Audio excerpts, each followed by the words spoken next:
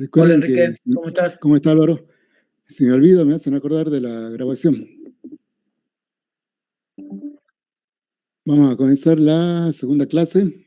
Va a ser un cuatrimestre accidentado esto.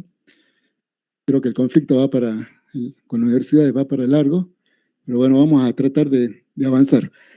Les comparto ahora la pantalla. Apago la cámara para facilitar la transmisión. Y vamos con la pantalla. Cualquier problema, me avisan, ya saben, enciendan el micrófono y me avisan. Durante la presentación, repito, no voy a poder ver el video, el chat. Aquí María Magdalena estaba preguntando si a alguien le salía el video de Vanessa. Sí, lo coloqué yo. Mientras hacemos tiempo, le voy a colocar un video musical. Vamos a esperar 5 minutos por cualquier problema de conexión y comenzamos. Bueno, ya están viendo la página y les quería recordar, como les dije en la primera clase, es obligación de ustedes ver el foro novedades una vez por lo menos una vez al día. Aquí y todo lo que se publique aquí, cualquier actividad que se publique aquí, es obligación que la hagan. Les publiqué varios mensajes para no perder la semana pasada. Había actividades que tenían que hacer, cómo ir viendo Excel, los que no sabían Excel, ¿no? Ya había varios videos para que vayan avanzando en Excel. Aquí estaba el mensaje, que ya los doy por visto, y así vamos a poder avanzar en la materia. Y aquí les recuerdo que tienen que leer los mensajes y cumplir con los que se les pide. Hoy vamos a hacer un primer control ya de si están cumpliendo con las actividades. Como les comentaba en uno de los mensajes que publiqué, hemos llegado a que los inscriptos en el aula virtual superan la capacidad del programa de videoconferencia que tenemos. Pero estoy viendo que varios no ingresan al aula virtual, así que vamos a hacer una revisión de quiénes están activos y vamos a anular la matriculación de los que no estén activos. ¿Cómo sabemos quiénes no están activos? Bueno, aquí vemos quiénes no entró, con qué frecuencia están entrando a la aula virtual. ¿No? Por ejemplo, aquí ya hay alguien que hace 10 días que no ingresa, bueno, será dado de baja del aula. Y también vamos a sobreentender que los que no hicieron las actividades que se les dio en el foro de novedades tampoco van a hacer la materia. Entre eso había que colocar la foto de perfil y corregir los nombres, actualizar el perfil en el aula virtual.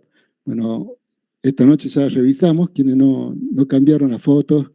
Sé que algunos no van a poder cambiar el nombre porque tienen problemas con el perfil, pero la foto sí la pueden cambiar. Como hace poco hubo un cambio en UJO virtual, algunos usuarios perdieron el derecho de editar el nombre. Bueno, ellos me tienen que comunicar a mí que no pueden editar el nombre y bueno, entonces ya sabemos que están en la materia, nada más que no pudieron cambiar el nombre y bueno, nosotros tomaremos las medidas necesarias.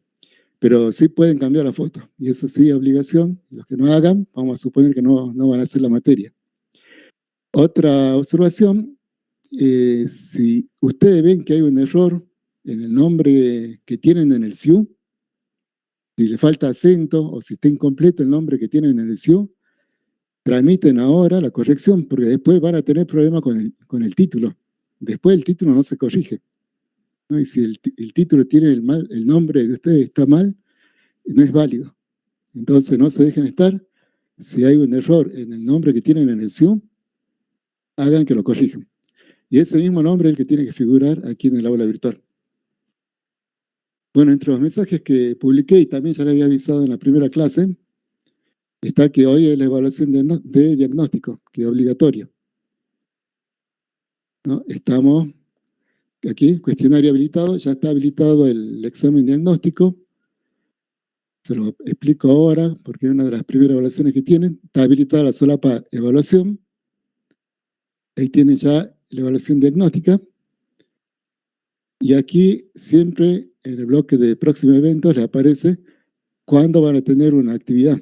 Aquí dice que se abre a las 22 hoy y se cierra a las 23:55. Tienen una hora para hacer el el cuestionario, y dentro de estas 2 horas tienen 1 hora. O sea, ustedes apenas abren el cuestionario, comienza a correr un reloj que les da 1 hora para rendir. Y se va a cerrar el cuestionario cuando se finalice esa hora o cuando sean las 23:55, lo que ocurra primero. Así que no esperen hasta el último momento para hacer la evaluación diagnóstica. Todo eso estaba en los mensajes que fui publicando a lo largo de la semana en el foro Novedades. Que, como les decía, todo lo que se publique aquí ya se da por conocido. Bueno, después lean los que no leyeron. Aquí hay otro mensaje importante. Como hay más inscritos en el aula que la capacidad que tenemos para el programa de videoconferencia, aquí les pido que, si no se van a quedar a toda la videoconferencia, directamente no se conecten. No vamos a tomar asistencia mientras dure esta situación, mientras tengamos más inscritos en el aula que lo que soporta el programa de videoconferencia. Están relevados de conectarse a la videoconferencia y después pueden ver la clase grabada. Entonces, si no se van a poder quedar toda la clase, liberen esa conexión para un compañero que sí puede quedarse y quiere estar durante toda la clase. Bueno, después lean todos los mensajes que tienen ahí en el foro y cualquier duda me preguntan. También tenían que leer el material de... Una de las actividades era leer todo el material que está aquí. Entre eso estaba el sistema de evaluación de la materia. ¿Alguna duda con respecto a este material? Había quedado que iba a contestar cualquier duda ahora. ¿Alguna duda con respecto a la evaluación?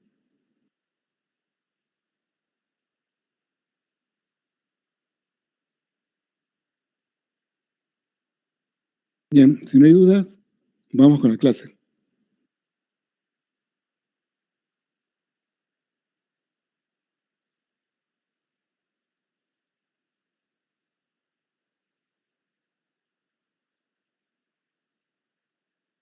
Controlar todo. Está grabando.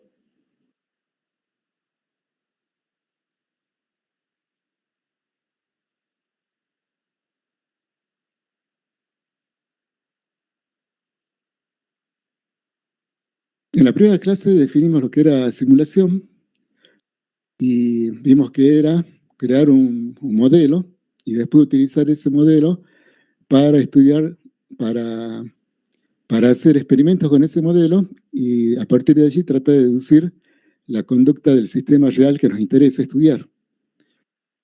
Para hacer la simulación hay que seguir una serie de pasos que los vamos a ver en esta clase.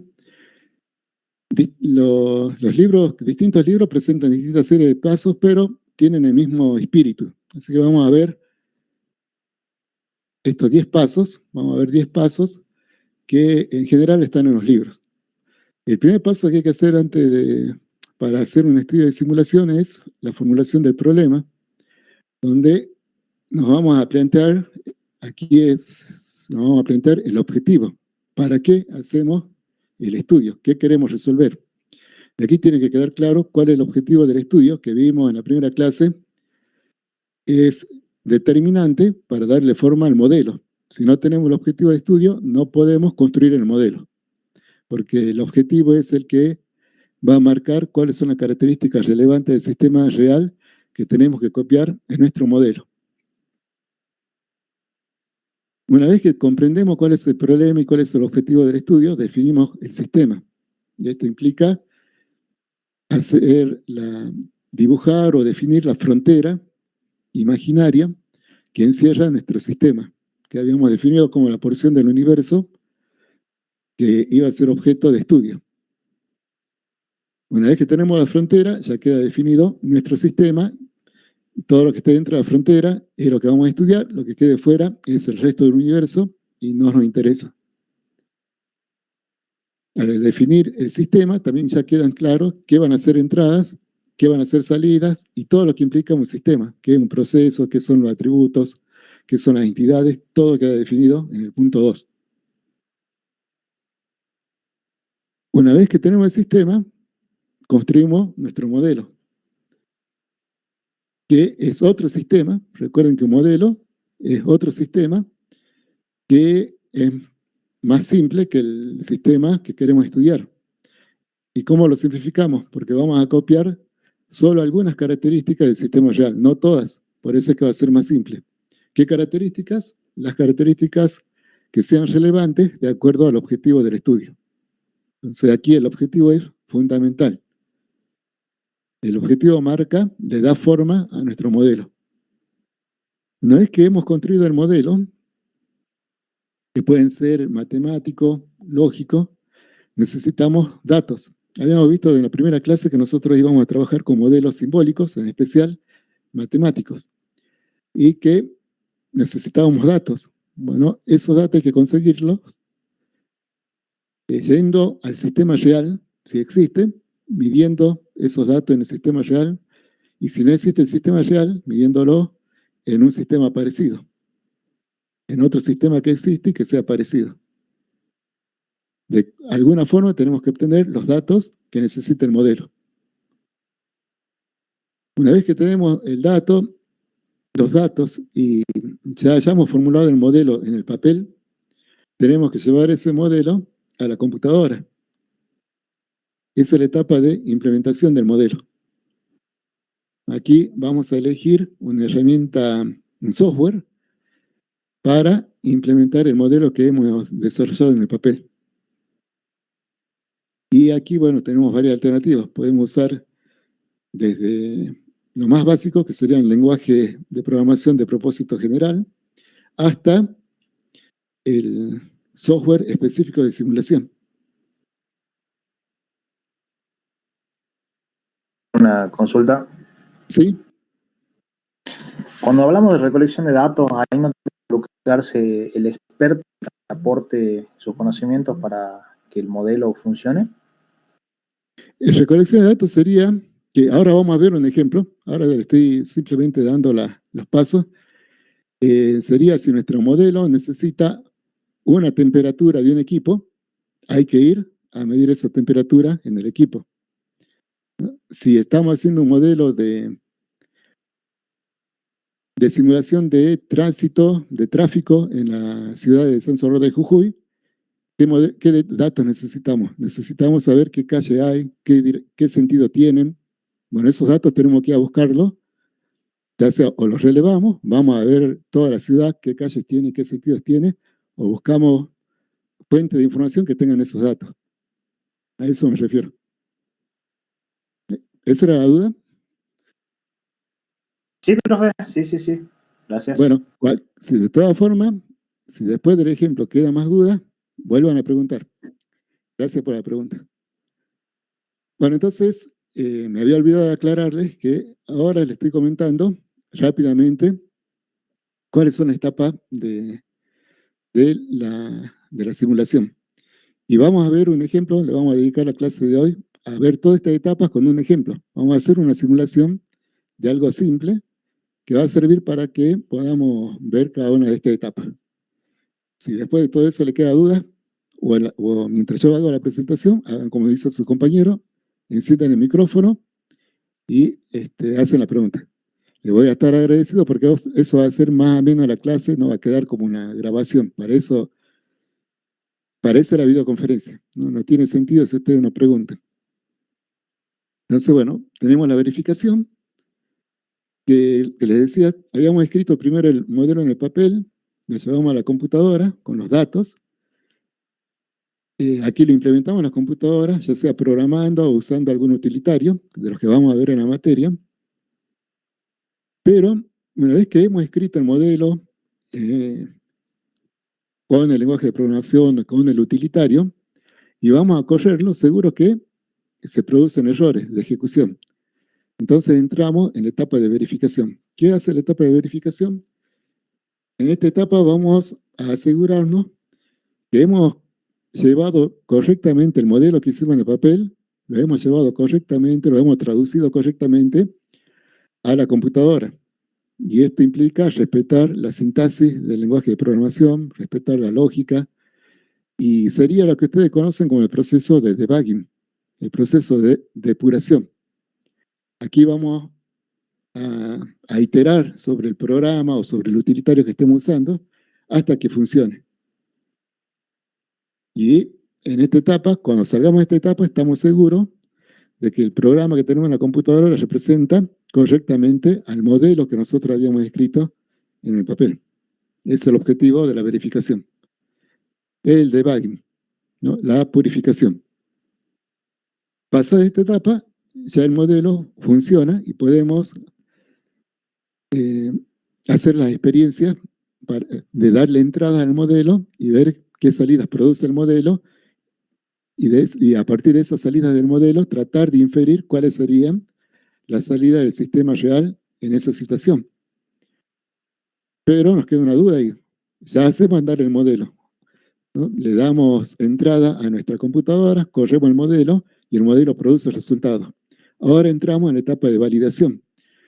¿Qué hace la etapa de validación? Tenemos que tomar los resultados que produjo el modelo, que va produciendo el modelo en nuestras pruebas, y ver si las predicciones que hace nuestro modelo concuerda con lo que se observa en el sistema real.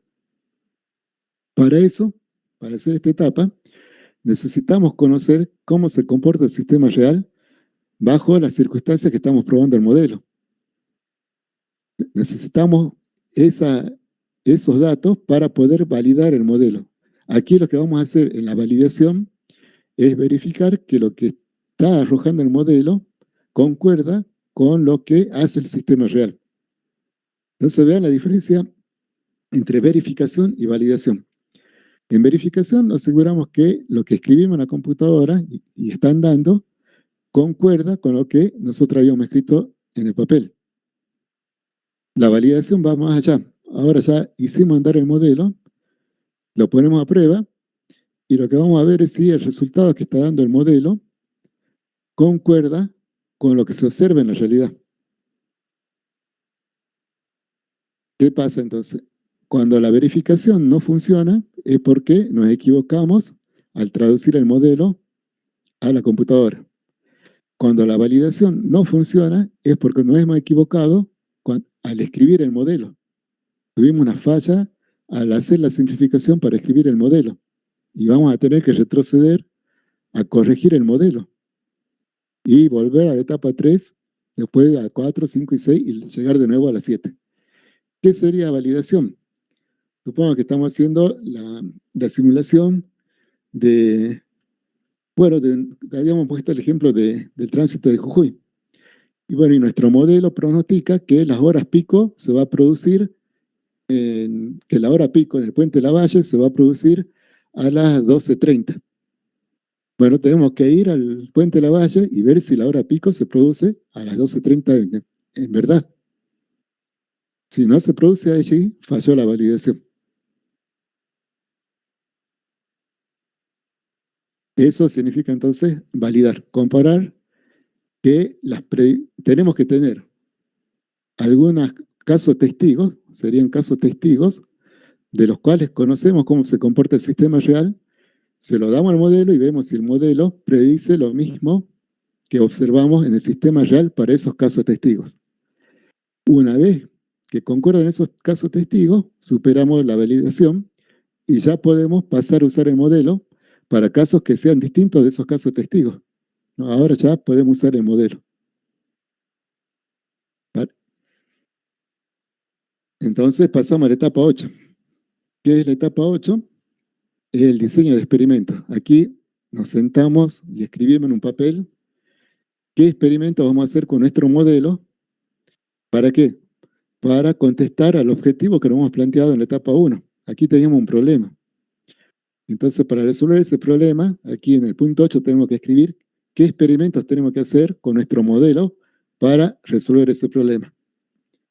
Entonces aquí va a salir el diseño de experimentos, sale una lista de experimentos que tenemos que hacer con el modelo. Luego hacemos experimentación. Tomamos cada uno de esos experimentos que dijimos que íbamos a hacer y lo ejecutamos en nuestro modelo, ¿no? Y recopilamos los resultados. Una vez que termina la simulación de todos estos experimentos, tenemos una tabla con resultados que hay que analizar. No se queda solamente con producir números. Tenemos que volver a sentarnos, tomar todos esos números e interpretarlos, a ver qué quieren decir esos números con respecto a nuestro objetivo. Y luego, bueno, por ejemplo, siguiendo con el ejemplo, planteemos un ejemplo. Si a usted, el intendente de Jujuy, lo contrata para que le plantee el problema que quiere fijar el sentido, cambiar el sentido de todas las calles, pero de forma tal que el centro esté lo menos congestionado posible.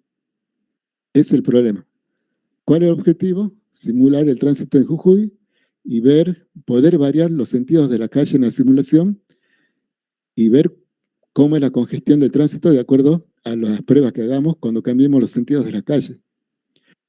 Bueno, entonces el diseño experimental va a decir hay que cambiar el sentido de tales calles. Nos vamos a decir, creemos que las calles que son claves son tales, tales, tales, y a esas vamos a cambiar el sentido para ver cómo se comporta el tránsito en nuestra simulación. Bien, la experimentación sería hacer esos cambios en el simulador y ver cómo es la congestión en nuestro simulador. Luego tenemos que tomar todos los números que genera el simulador e interpretarlo y tomar una decisión. Y decirle al intendente no le importa todos los números que hemos generado en el medio. Lo que él quiere que le hagamos un informe que recomiende qué sentido tienen que tener las calles para que la congestión sea mínima. Esa es nuestra tarea. Y eso ocurre en la parte de interpretación. Una vez que entregamos ese informe, el intendente irá y hará los cambios de sentido de calle. Esa es la implementación. Se va al sistema real y se implementa la solución que se consiguió con simulación. Y también ahí es recomendable que estemos presentes para ver que en realidad se cumpla con lo que nosotros recomendamos, ¿no? Que en verdad se cambien los sentidos de la calle que hemos dicho, que no haya un error al cambiar el sentido de las calles en el sistema real. Y el paso número 12, que es un paso continuo que hay que hacerlo como todo desarrollo de software, hay que hacerlo a lo largo de todas las etapas. A medida que ustedes van atravesando todas estas etapas, tienen que ir documentando lo que están haciendo y qué decisiones están tomando.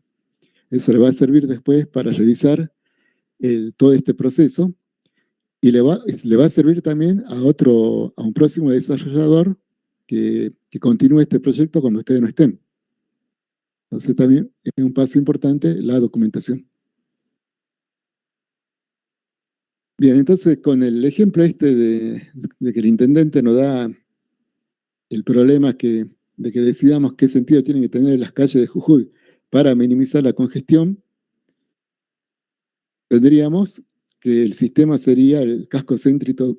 Habría que ver cuál es el sistema. ¿Es todo el casco céntrico, lo que está encerrado entre los dos ríos, o va más allá? Bueno, eso va a quedar claro en el punto 2. Después vengo al punto 3, tengo que hacer el modelo. Bueno, aquí va a haber que representar de alguna forma todas las calles de Jujuy. Usaremos un digrafo. Habrá que ver cómo representar los automóviles. Usaremos algunos marcadores que viajen a través de ese digrafo. Bueno, esos modelos los vamos a ver en la materia. Después habría que recolectar algunos datos. ¿Qué datos pueden ser de interés? Y bueno, si vamos a estudiar el casco céntrico, podría ser de interés cuántos autos ingresan por la velocidad de ingreso de automóviles al casco céntrico a lo largo del tiempo. Entonces habrá que ir y medir en los puentes la velocidad de ingreso de automóviles al casco céntrico a lo largo del tiempo. Después implementamos un modelo en la computadora, verificamos, hacemos el debugging hasta que funcione nuestro modelo y hacemos la validación. Podemos simular un día al mediodía y ver qué congestión pronostica nuestro simulador, manteniendo el sentido de las calles que actualmente tiene la ciudad. Y tenemos que ver si esa congestión concuerda con lo que se observa en la realidad. Si eso concuerda, para un par de horas testigos, podríamos hacerlo para 12 horas, para 18 horas, bueno, pasaremos la validación. Y de allí ya podremos hacer el diseño de experimentos, que va a ser a ver qué calles podemos cambiar el sentido. Podemos probar cambiarle a la Senador Pérez, a la calle Belgrano, a la calle San Martín. Entonces esos serían los experimentos. La experimentación sería llevar a cabo esas simulaciones cambiando los sentidos de las calles. Y vamos recolectando los números que representan la congestión de automóviles. Después tenemos que analizar todos los resultados, hacemos la interpretación y vamos a llegar a una conclusión. Vamos a determinar cuáles son los sentidos de calle que convienen cambiar. Le damos el informe al intendente y pasamos a la implementación, que es el punto 11, que es llevar eso a la práctica. Bueno, eso son los pasos que vamos a seguir en toda la simulación. Como ustedes se imaginarán, esto lleva tiempo, no lo podemos hacer en todos los casos que vamos a ver en las clases. Lo voy a hacer con lujo de detalle lo voy a hacer ahora en esta clase, pero para eso voy a usar un sistema muy simple que me va a permitir desarrollar todos estos pasos en la clase, durante la clase. Entonces, este ejemplo, por más que es simple, tiene esa utilidad que permite desarrollar todos estos pasos y ustedes ya van a tener un contacto, una idea general de lo que va a tratar la materia, ¿no? Porque todo esto es lo que vamos a ir viendo a lo largo de la materia.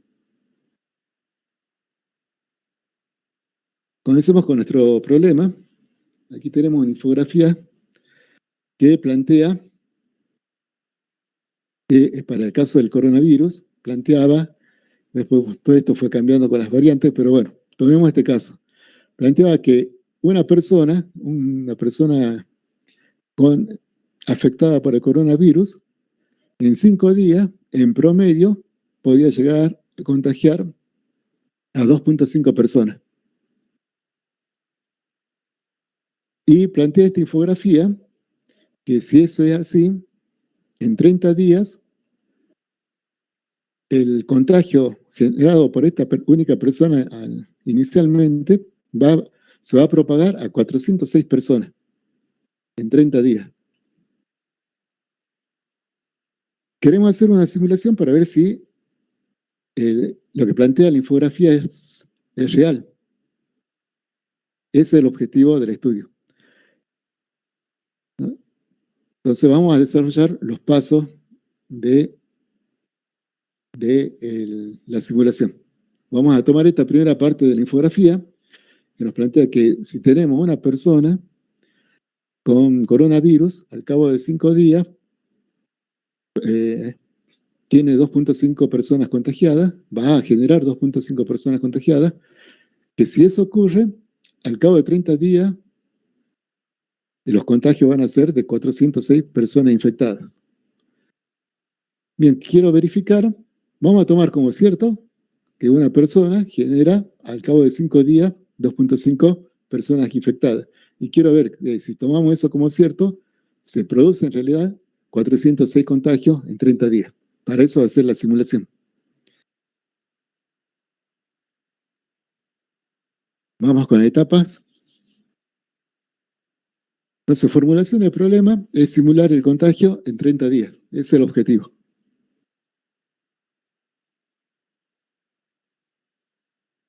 Definición del sistema va a ser una población que tiene un afectado inicial.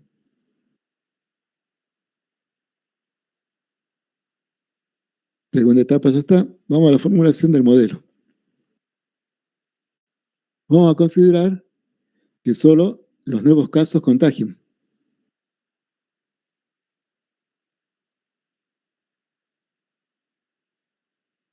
Vamos a considerar también que hay una tasa de contagio R en delta T. Entonces, que ya lo tenemos como. ¿Esto qué sería? Que una persona contagia a R personas en un periodo delta T de tiempo. Es redundante tiempo porque periodo ya es tiempo. Entonces sería que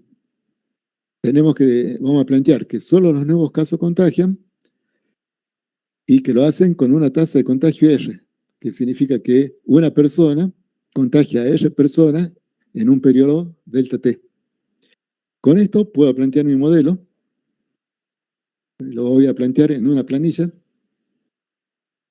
Entonces comenzamos con el día 0. Voy a suponer que tengo A contagiados, A personas contagiadas en el día 0. Hay A personas enfermas en mi población. Y en total tengo A personas enfermas.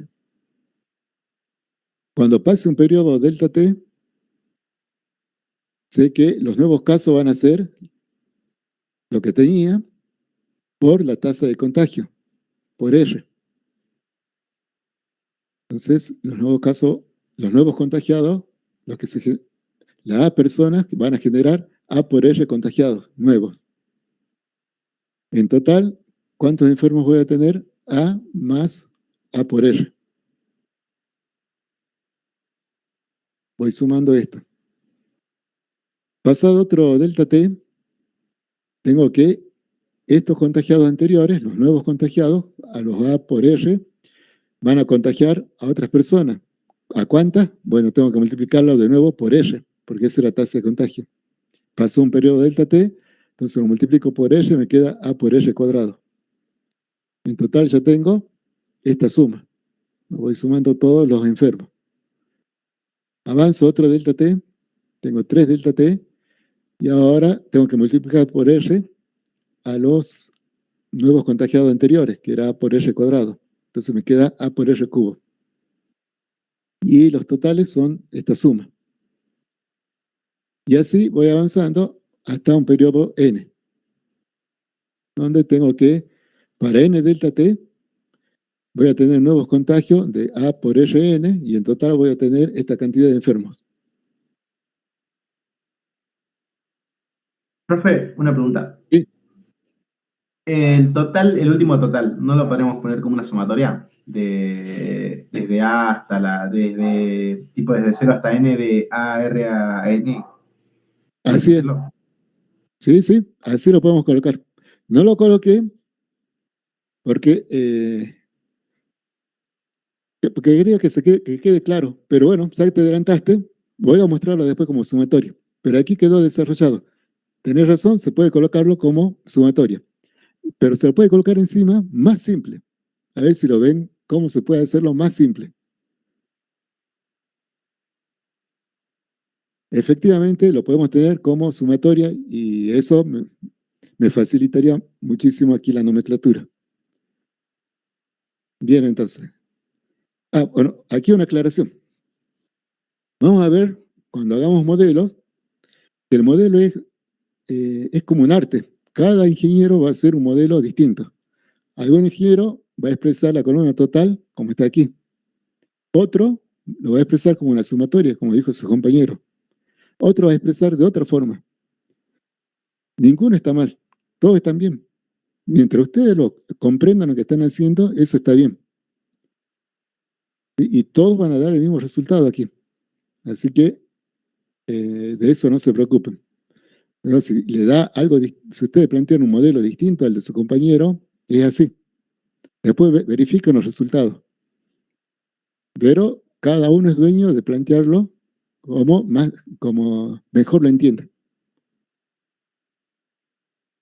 Bueno, tenemos ahí entonces un modelo que está aquí con un formato determinado. Ya su compañero ya encontró otro formato, ¿no? Ustedes pueden encontrar otro. Ninguno es mejor, como les decía. Vamos a la siguiente etapa, que es ahora recopilación de datos.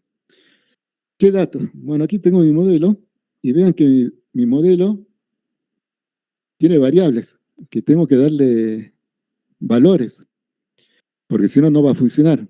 Necesita conocer el delta T. ¿Cuánto vale el delta T? Necesita conocer el A, el R. ¿Cuánto vale el R? Una vez que yo le suministre el delta T, el A y el R, va a poder hacer cálculos. También necesita el N. Todos esos son datos. Entonces tenemos que ir a buscar esos datos. Esos datos los podemos sacar de él, del sistema real o de la formulación del problema. Entonces vamos a la etapa de recolección de datos. Y aquí están los datos que los saqué de la infografía. ¿Se acuerdan que la tasa R la saqué? Vamos a ver la infografía.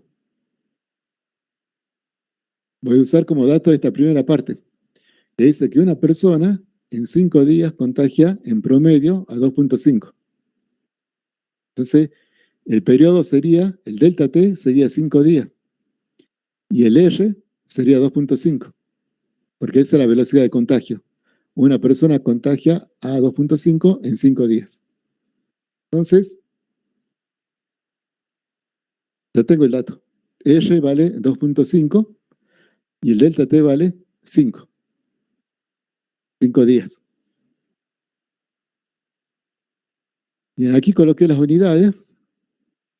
Después en el modelo no las estoy colocando a todas para no complicarlas, no complicar la presentación. Este R tiene unidades, serían personas por días.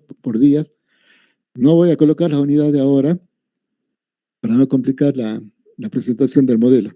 Pero sepan que el manejo de unidades en un modelo es fundamental. Generalmente en informática las unidades no las manejan, porque a lo largo de la carrera ustedes no se topan con problemas con unidades, salvo física. Pero en el resto de la ingeniería las unidades son fundamentales. Y ustedes tienen que conocer la importancia de las unidades porque van a trabajar con el resto de la ingeniería. Entonces, bueno, aquí le aclaro simplemente que estoy dejando de lado las unidades, pero son muy importantes. Bueno, entonces tenemos el R igual a 2.5, el delta T 5 días, lo saqué de la infografía. El tiempo final de la simulación, el objetivo que tengo es de 30 días, ¿no? Porque la infografía hacía un pronóstico para los 30 días. Entonces, con los 30 días puedo sacar el N. ¿Qué era el N? Vamos a ver. Primero veamos los 30 días de dónde salen. Salen de aquí. Yo quiero pronosticar, quiero ver si en verdad son 406 personas contagiadas al cabo de 30 días. Así que el tiempo final de la simulación va a ser 30 días. ¿Qué es el N? Vamos a ver qué era el N en nuestro modelo. El N es la cantidad de periodos delta T que tengo que simular. Entonces quiero simular 30 días. 30 va a ser igual a N por delta T. Así que N tiene que ser 30 dividido delta T. Y así lo voy a calcular, ¿no? El N va a ser el tiempo final sobre el delta T. Entonces sería 30 dividido 5. Está 6. N va a ser 6 periodos. Necesito simular 6 periodos de delta T. Ya tengo todos los datos del modelo. Ahora tengo que ir a la implementación. La implementación la voy a hacer en Excel. Entonces, Excel es un programa que vamos a manejar mucho en la materia, así que es importante que lo conozcan. Yo les dejé en el aula virtual un mensaje con cursos de Excel y qué quiero que conozcan de Excel. Por eso es importante que vayan, que vean diariamente el foro novedades. Hasta aquí, programas ofimáticos, tienen ustedes. Hay un curso de Excel. Si no conocen nada de Excel, aquí tienen un curso de Excel con videos. Y si ya conocen Excel, lo que sí necesito que repasen es el orden de precedencia de operadores, que aquí también tienen un video, las referencias relativas y absolutas, y cómo hacer gráficos. Aquí lo vamos a ver, pero va a ser rápido. Si no lo conocen, no quieren repasar a mayor profundidad, están aquí.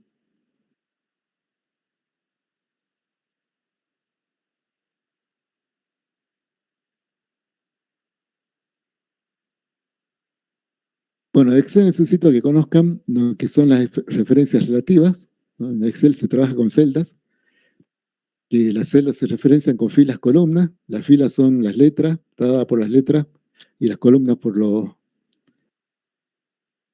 los números. A ver, esperen. Al revés, las columnas están dadas por las letras y las filas por los números. Entonces tengo columnas, fila. Esto escrito de esa forma, estoy haciendo referencia relativa a la celda A1. Otra forma de hacer referencia en Excel es la referencia absoluta, que usa el signo peso. Y aquí lo que estoy haciendo es protegiendo la fila. Aquí protejo la columna y aquí protejo la fila y la columna. El signo peso protege fila o columna, que ya vamos a ver en un ejemplo qué hace eso, para qué sirve proteger. Después es importante que conozcan el orden de precedencia. En Excel, al resolver una expresión matemática, lo hace concediendo prioridad a determinados operadores. Tiene una lista de preferencia y ese es el orden de precedencia. Primero resuelve los paréntesis, después resuelve el circunflejo, que es el exponencial, Después resuelve las multiplicaciones y divisiones. Y por último, la suma y resta. Después vemos una tabla más completa. Y necesito que también dominen cómo hacer gráficos. Cuando hacemos gráficos en Excel, Excel tiene varios tipos de gráficos. Vamos a usar gráficos de dispersión y del tipo solo puntos. Vamos a ver un ejemplo. Como les decía, comencemos por el orden de precedencia. Cuando ustedes escriben una expresión matemática en Excel, para resolverla, Excel tiene esta tabla y lo que hace Excel es revisa la expresión matemática de izquierda a derecha y va resolviendo de acuerdo a esta tabla. Primero va revisando la expresión de izquierda a derecha y lo que busca primero son paréntesis. Si encuentra paréntesis, es lo primero que va a resolver. Si no hay paréntesis, va a resolver el signo negativo. Este es el -1, -2, lo que colocamos para decir que un número es negativo. Eso lo hace de izquierda a derecha. Una vez que terminó eso, vuelve a barrer de izquierda a derecha y busca porcentajes. Una vez que terminó con los porcentajes, barre de nuevo de izquierda a derecha y busca los exponenciales. Después, una vez que terminó con exponenciales, barre de nuevo y busca productos y divisiones. Y por último va a buscar suma y resta. Aquí hay un ejemplo de cómo va resolviendo Excel las expresiones matemáticas. Por ejemplo, aquí tienen, vamos, la primera, tomemos la primera, tienen 2.2 elevado a la 8, dividido 4 por 2 más 4. Excel comienza por la izquierda, y lo primero que encuentra es el circunflejo, que es algo de alta prioridad, así que lo resuelve. Va a ser 2 elevada a la 8.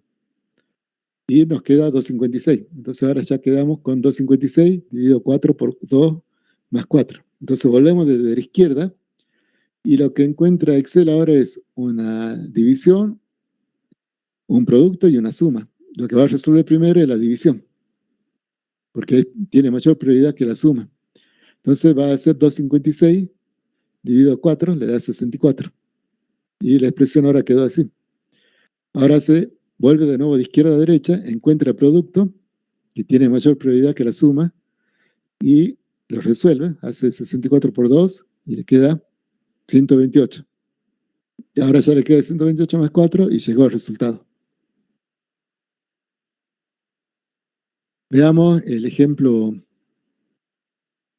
el segundo. Vean que en el segundo tengo 2 elevado a la 8 sobre 4 entre paréntesis, por 2.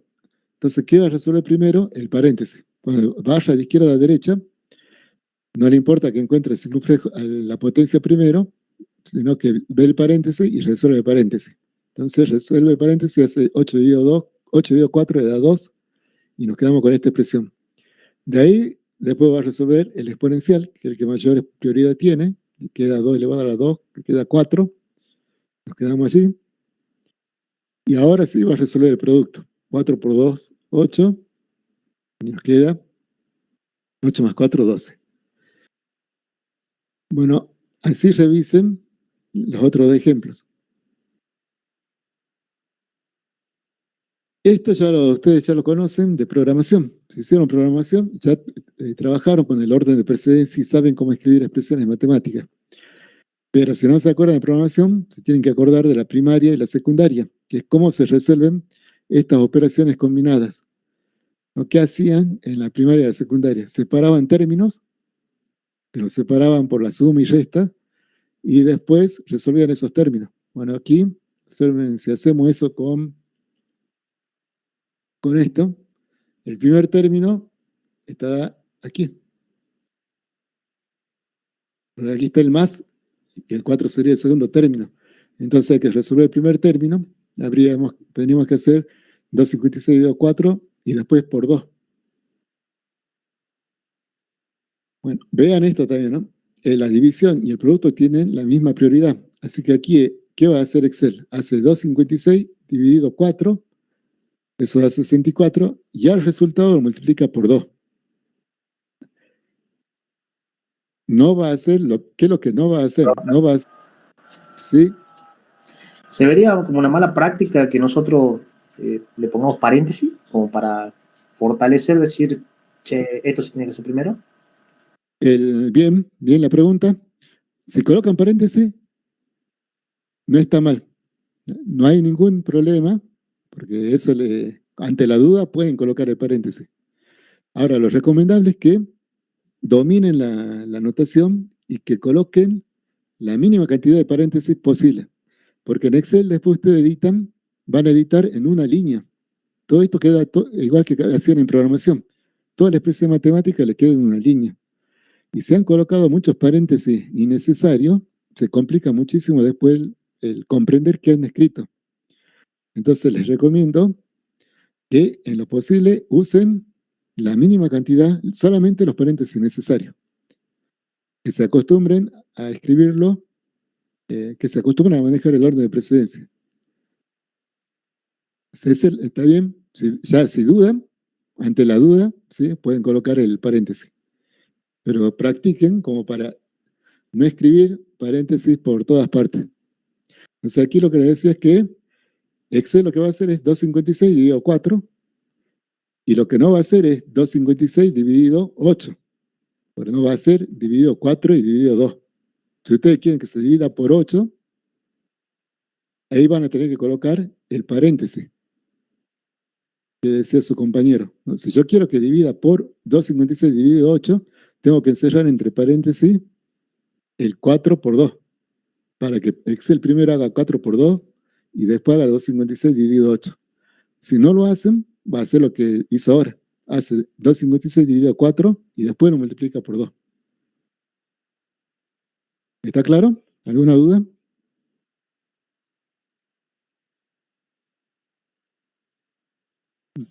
Bien. Entonces, practiquen. Esta es práctica. Y practiquen estos ejemplos. A ver, vean si le erraron a los paréntesis. Y después pueden hacer expresiones propias y ver si era necesario o no los paréntesis. Aquí hay otro ejercicio. Por ejemplo, este. Ustedes matemáticamente lo escriben así. ¿Cómo lo llevan a un programa donde tienen que escribir en una sola línea? Y que ocurre lo mismo en Excel. Tienen que escribir todo esto en una sola línea. Yo tengo que asegurarme que, bueno, lo escribo y vamos a ver. Analicen esa expresión, vean si están de acuerdo, vean si está correcta.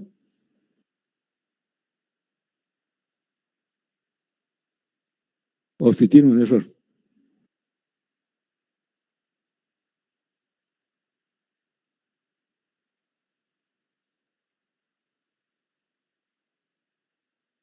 Profe, la ¿Sí? multiplicación tendría que ser con toda la fracción, no con, con el numerador.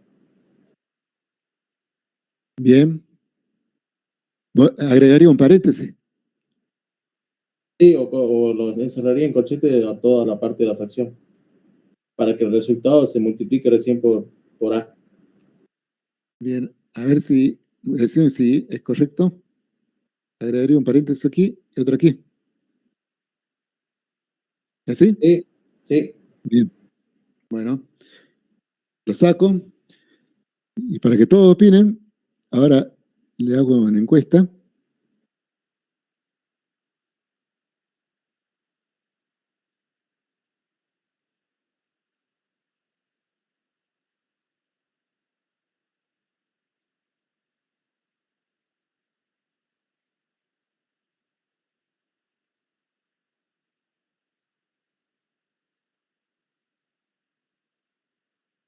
Yo les muestro de nuevo para que analicen. Porque aquí van a votar si le estoy preguntando si es correcta la expresión que mostré ahí en el Power.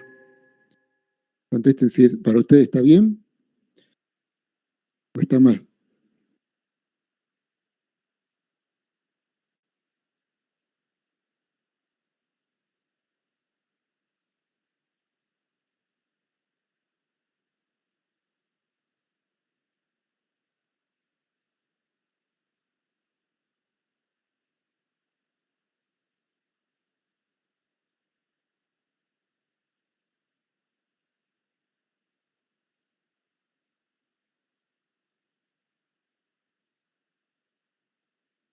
Y va la votación, va en marcha.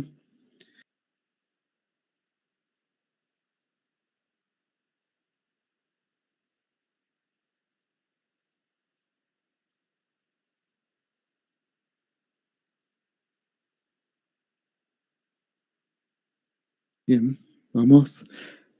La respuesta es... Y detengo la votación.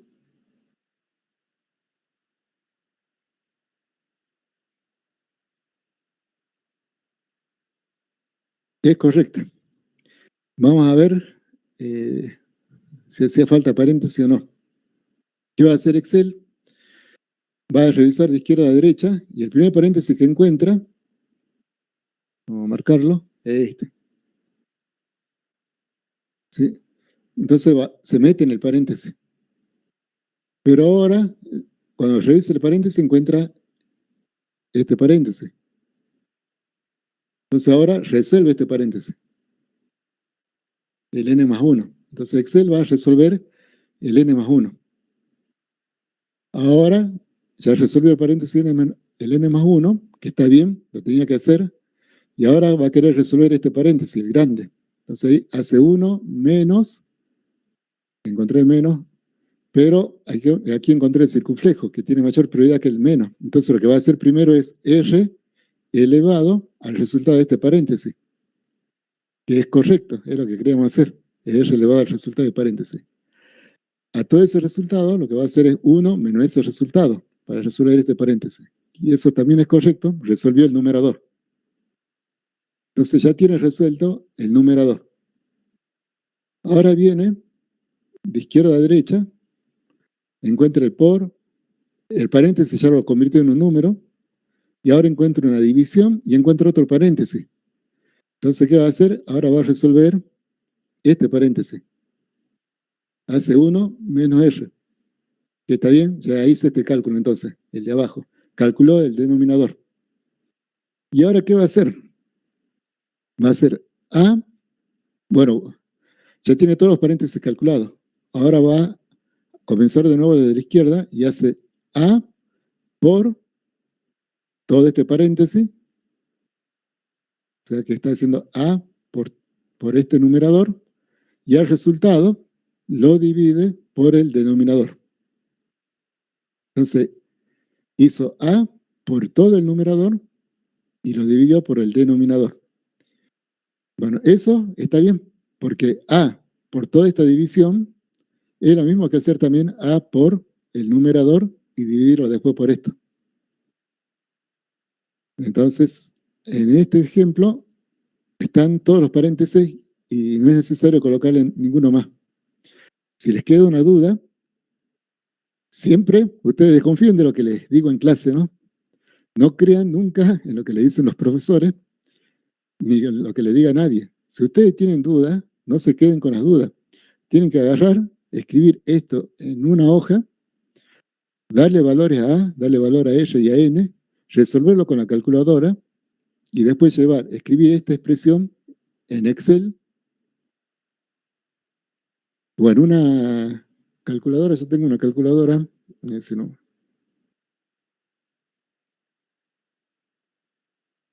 En alguna calculadora que le permite escribir la expresión en líneas. Por ejemplo, yo tengo esta, que aquí yo puedo escribir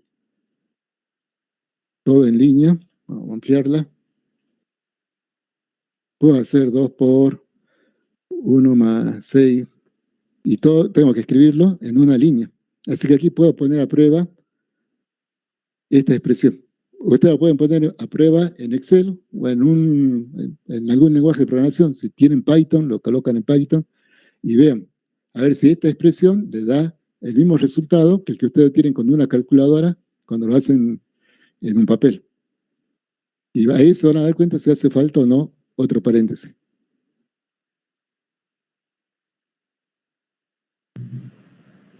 Bueno, les dejo esto. ¿Profe? ¿Sí, Marco? La idea es escribir la expresión sin la menor cantidad de paréntesis. Con la Y menor cantidad de siguiente paréntesis. y después le quería consultar cómo me aseguro que la expresión está bien, digamos. por ejemplo, podría haber multiplicado en vez de dividido y elevado a la segunda expresión a la -1. ¿Sería lo Bien. mismo? ¿Sería En vez de hacer un equivalente? dividido, hacer por, y esto a la -1. Por, exactamente. Bien, sí, sí lo puede hacer. Sí, Marco, así es. No quiere decir que está mal, digamos. No, no está mal. Como le decía, ustedes pueden escribirlo de distintas formas. Yo les recomiendo que usen la menor cantidad de paréntesis, porque después es complicado en Excel y en los lenguajes de programación, cuando ya las expresiones matemáticas son complicadas, entonces se hace más complicado con paréntesis innecesarios. Pero si a ustedes les parece más claro agregar un paréntesis, bueno, lo hacen. Mientras le dé el resultado, está bien.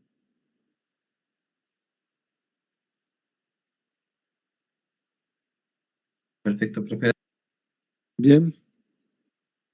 Bueno, aquí damos esta última y hacemos una pausa, así descansa. Tenemos esta expresión. Esta expresión, ¿cómo lo llevaríamos a una sola línea? Bueno, yo digo que se la lleva así. Ustedes pueden encontrar otra forma, pero les dejo esta de ejemplo. Y aquí estaría la duda. ¿Funciona el b elevado al cuadrado? ¿Irá a ser todo dividido b cuadrado como está aquí? ¿O va a dividir por b y después lo va a elevar al cuadrado? ¿Estará bien esto? Yo digo que está bien. Queden ustedes verificarlo con papel y después con Excel. Entonces, bueno, les dejo esto como ejemplo. En el práctico van a tener algunas expresiones para escribirlas y después en la clase práctica Álvaro va a controlar que esté bien. Antes de ir al corte, voy a hacer una verificación. Esperen un ratito. Esto es para hacer un control de la conexión. Quiero ver si...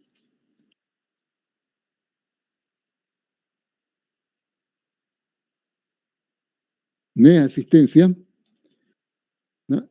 Lo que quiero verificar es, contesten la pregunta por sí o por no. Entonces,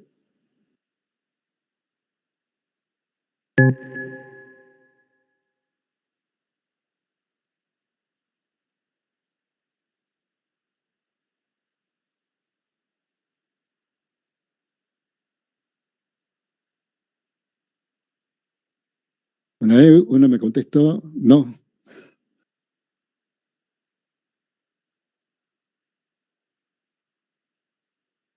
¿Ven la pregunta, no? Si están presentes. Bueno, sí, tenemos una extensión aquí. Bueno, la doy por presente.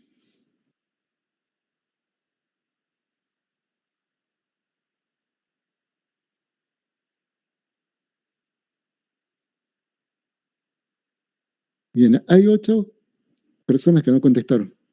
Entonces, no sé si están presentes, pero si se tuvieron que desconectar, salir, les pido que desconecten después para liberar conexión.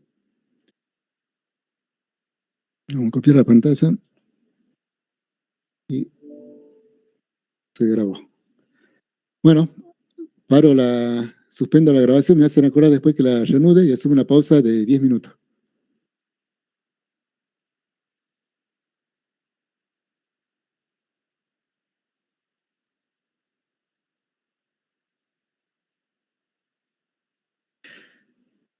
Bien, aquí uno de sus compañeros había propuesto agregar un paréntesis en la primera expresión.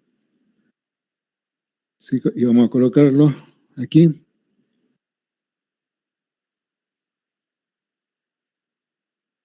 Aquí. Entonces encierra, él está asegurándose de que A multiplique en realidad al cociente. No está mal el paréntesis, el resultado va a ser el mismo.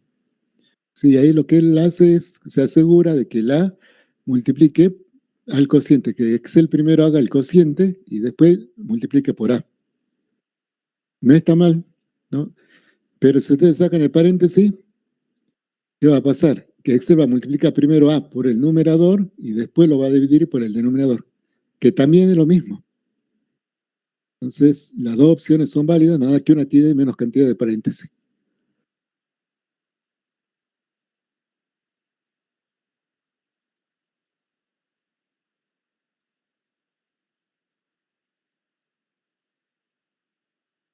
Pero voy a verificar el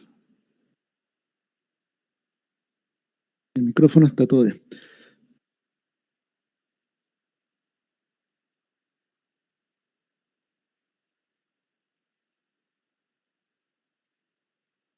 En el módulo 1, ya la semana que viene, le voy a habilitar una solapa más en el aula virtual que va a tener recursos para hacer el trabajo práctico número 1. Van a tener una serie de videos para repasar y profundizar los temas que estamos viendo hoy, sobre todo lo de Excel.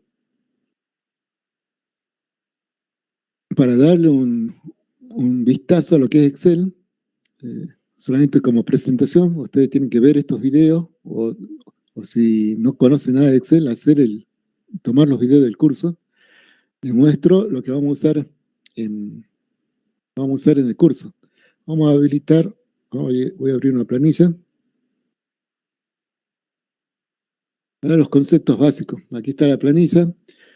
En Excel, no es necesario que sea Excel, pueden usar cualquier suite ofimática, como lo dijo también en un mensaje del foro novedades. Y como ustedes tienen disponible en el aula virtual, tienen un link a varios programas ofimáticos gratuitos. Aquí están. Bueno, si se hacen clic aquí hay un listado de programas ofimáticos gratuitos. Está LibreOffice, está Google Docs, el mismo Microsoft 365 está disponible en forma online, así que pueden usar cualquiera de esos programas. Yo lo voy a usar Excel, pero lo que hago en Excel lo pueden hacer con cualquier planilla de cálculo de esos paquetes de oficinas que son gratuitos. Entonces, tenemos una hoja de cálculo. Esto es una hoja de cálculo. Las columnas tienen como nombre letras y la fila números. Y lo que quiero hacer aquí es una tabla de multiplicar. El objetivo es hacer una tabla de multiplicar. Aquí quiero colocar el número para el cual quiero hacer la tabla. Entonces aquí está la tabla del 2. Quiero hacer la tabla del 4. Cambio ahí y se actualiza la tabla y se actualiza el gráfico. Quiero hacer la tabla del 6. Se actualizó la tabla y el gráfico. Bueno, entonces, para hacer esta tabla, primero tengo que escribir en cada celda. Aquí escribo el título. Aquí los títulos de la tabla, el N, el producto. Aquí el título del factor. Y aquí el número que va a ser el factor. Les recomiendo como buena práctica que siempre que haya un número, una celda donde haya un número que ustedes van a ingresar como dato, que es lo que pueden llegar a modificar, coloquen el color azul. Entonces, cuando vean la planilla, de un solo vistazo saben qué celda pueden tocar y qué no pueden tocar. Entonces aquí saben que el 6 se puede tocar y van a estar ingresando datos en esa celda. Bien, ahora quiero hacer la tabla de multiplicar. Entonces primero tengo que hacer esta serie de números que va de 0 a 10. Voy a borrar todo, así lo hago de 0. Manteniendo seleccionado. Vamos a borrar esto. Bueno, entonces aquí lo único que tienen que hacer es escribir factor, el título. En cualquier celda pueden ingresar texto o números o fórmula, que ahora vamos a ingresar fórmula. Aquí voy a escribir el número 8, aquí dejé el título de las tablas, y ahora voy a escribir aquí el número 0, el 1. Esta es una de las formas de generar una serie de números. Selecciono los dos, me voy a la esquina inferior derecha, a donde aparece una cruz negra. Ahí aparece una cruz negra y estiro para generar los 10 números. Excel genera solo la secuencia de números. Ya tengo entonces el n, ahora tengo que generar el producto. Para generar el producto voy a usar una fórmula. Para hacer una fórmula en Excel comenzamos con igual y ahora tengo que escribir la fórmula usando las celdas. Entonces quiero hacer esto, 8 por este número. Entonces vean que hace D2, que es la celda esta, por A3. En Excel, con el asterisco, igual que todo el lenguaje de programación, el producto. Doy Enter y ya tengo el primero. Puedo copiar esto hacia abajo, con la misma técnica, voy aquí en la esquina inferior derecha y hago una copia. Estiro y ya hice la copia. Y aquí entro en la etapa de verificación. Veo que esto no me está dando como esperaba, entonces hay que hacer la depuración. ¿Qué es lo que está pasando? Vamos a revisar la fórmula. Aquí está la fórmula que escribí, que es de 2 por A3. ¿Qué ocurre cuando copio hacia abajo? Pasó a ser D3, indica ahora que es correcto, y esto pasó a ser A4. Excel lo cambió solo, ¿no? Como yo copié hacia abajo, entonces el D2, al copiarlo hacia abajo, el D2 lo transformó en D3. Empezó a ver aquí en la celda de abajo. Y el A3 lo transformó en A4. Y mira el 1, que es correcto. Entonces, veamos. El A4 está bien, apunta al 1, que es lo que yo quiero hacer, pero el D3 no quería cambiarlo. No quiero que apunte aquí, quiero que siga apuntando al 8. Veamos qué pasó aquí. Aquí sigue bajando Excel. Ahora apunta al 2, que está bien, pero ahora apunta más abajo todavía en el 8. Y así también aquí. Entonces, el A está bien, lo que está mal es el D. Lo que yo no quiero es que cambie el D. Entonces voy a subir y le voy a decir a Excel que quiero que siempre mire a la fila 2. El D está bien, que mantenga la columna D, pero a la fila que no la cambie, y eso le digo con un signo peso que no cambie el 2. Esa es una referencia absoluta. A3 está como referencia relativa y Excel lo va a cambiar de acuerdo a haga la copia, lo va a ir modificando, pero D2 es una referencia absoluta porque protegí la fila y esa no lo va a cambiar. Si copio hacia abajo, si me muevo en la misma columna, no va a cambiar la fila. Vamos a ver qué hace Excel ahora. Cuando copio hacia abajo, ahora lo hizo bien y veamos por qué. Aquí el 2 no lo tocó ahora. Sí modificó el A3, lo puse en A4, que está bien porque ahora hago 1 por 8. Aquí hace 8 por 2, está bien. Vean que se protegió el 2 y así. Bueno, entonces eso es el concepto importante de referencias relativas y referencias absolutas, ¿no? El A3 es una referencia relativa y se va a cambiar cuando haga la copia. Si hago para abajo, entonces se van a cambiar, se va a actualizar la fila, se va a actualizar el 3, va a pasar a ser A4, A5, pero si la copia la hago a la derecha, lo que se va a modificar es, hago una copia a la derecha, ¿y qué va a pasar? ¿Qué fórmula hay a la derecha? Veamos, el A pasó a ser ahora B. ¿Por qué? Porque lo copié hacia la derecha. Entonces, está apuntando, vea que se corrió la referencia. Antes apuntaba al 8, ahora se corrió a la derecha porque yo hice la copia a la derecha. Vamos a copiar una más para que se vea. Ahora, vean que en vez de apuntar al 8, está apuntando aquí. Se corrió 2 celdas porque copié 2 celdas a la derecha. ¿Cómo hago para que no se corra la columna? Tengo que proteger la columna. Vamos de nuevo aquí. Protejo. Ahora la columna con un peso. Y cuando haga la copia a la derecha, D2 sigue siendo D2 y sigue apuntando a 8. En cambio, la otra celda actualizó la columna, ¿no? Antes estaba mirando al A, aquí mira al B, se corrió a la derecha, y aquí mira al C, se corrió de nuevo a la derecha. Bien, esos conceptos los tienen que tener claros para hacerlo el práctico. Bueno, voy a dejar esto como estaba. Borro, ya tengo la tabla, y ahora voy a insertar un gráfico.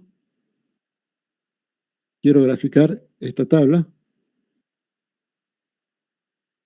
Y para eso vamos a ir aquí. Primero selecciono toda la tabla. Después voy a insertar imágenes. Perdón, gráficos. ¿Dónde están? Aquí está. Aquí tengo la parte gráfica. Y de todos los gráficos que dispone Excel, la gran mayoría de las veces vamos a usar esta, que es la dispersión. Y dentro de gráfico de dispersión, lo que vamos a usar es el de puntos, ¿no? O el de puntos con líneas rectas unidas. El de puntos unido con líneas rectas.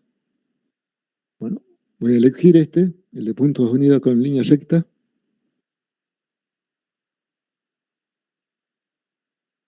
Y me da esto. Bueno, en este caso, no tiene sentido hacer el de líneas rectas porque la tabla, no, en la tabla figuran estos datos nomás, no figuran los datos intermedios. Entonces aquí lo ideal sería hacer un gráfico solamente de puntos. Vamos a borrarlo. Voy de nuevo a insertar. Dispersión. Y esta vez solamente puntos, ¿no? Y ya tengo el gráfico de Excel.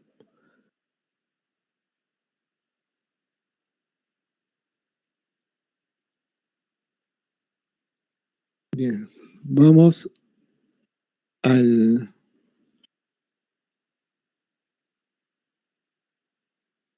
Vamos a ver ahora el de coronavirus también. Aquí en la presentación les dejo la planilla que acabo de hacer. Y aquí está con cómo se inserta en el gráfico. Aquí elegí el de puntos. Y aquí les muestro la fórmula que está en cada celda.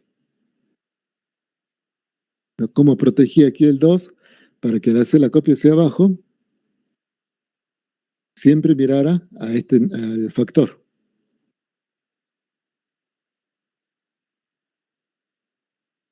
Vamos a usar Excel para hacer este modelo. Este era el modelo que teníamos. Volvemos de nuevo a la simulación. Y vamos a implementar este modelo con los datos que teníamos, ¿no? Sabíamos que el A era 1, porque comenzábamos con un contagio inicial.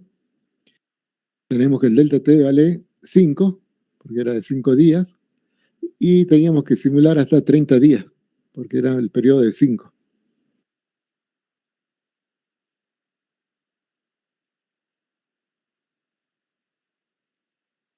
Bien, aquí están viendo el modelo en Excel. Hice una columna para días, otra para nuevos y otra para columna, para el total. Aquí puse la constante, la tasa, que es el 2.5. Lo marqué con azul porque es lo que puedo llegar a cambiar, el dato. Y aquí también marqué con azul el 1, porque el valor de A, la cantidad de enfermos iniciales. Entonces era dato que primero teníamos un solo enfermo.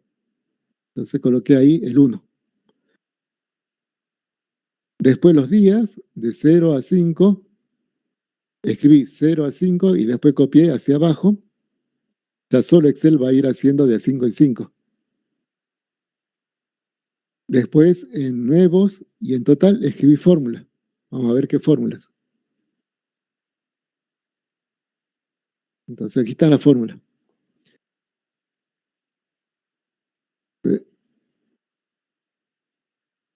Bueno, aquí están los días. En el primero escribí un número, porque era la cantidad de enfermos iniciales, era 1, ese era datos. El total, y para este primer día, el día 0, es igual a lo que tengo aquí, en la celda B2. Entonces directamente coloco igual a B2. Y copiando este valor. Para el siguiente día, lo que tengo es para el siguiente periodo, perdón, para los 5 días, la nueva cantidad de contagiados era A por R. Entonces, bueno, ¿dónde está A? Está en la celda anterior. Sería el B2. El B2, vean que B2 es el 1, entonces esa es la celda anterior, es B2. Y lo tengo que multiplicar por la tasa, que es el R, que estaba en la...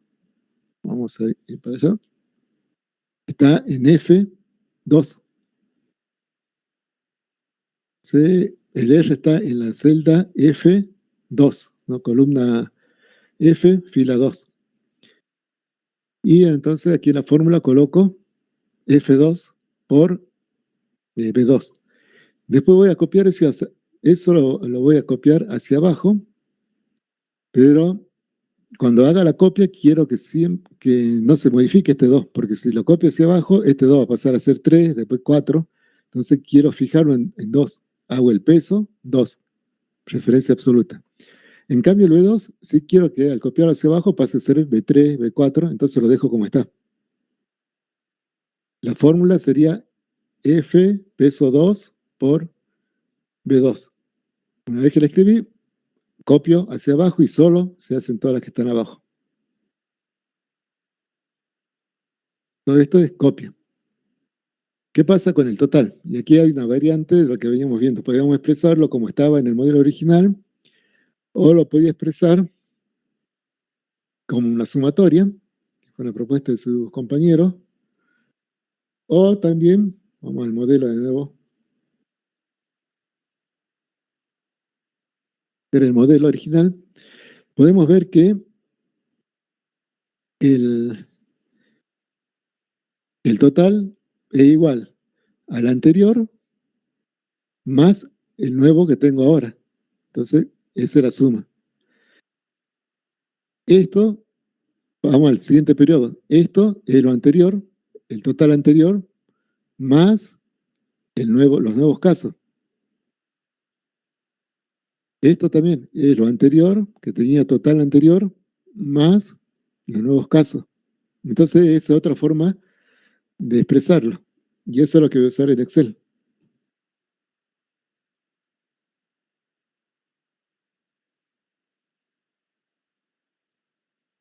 En Excel vamos a usar que el total en el día 5 es igual al total anterior,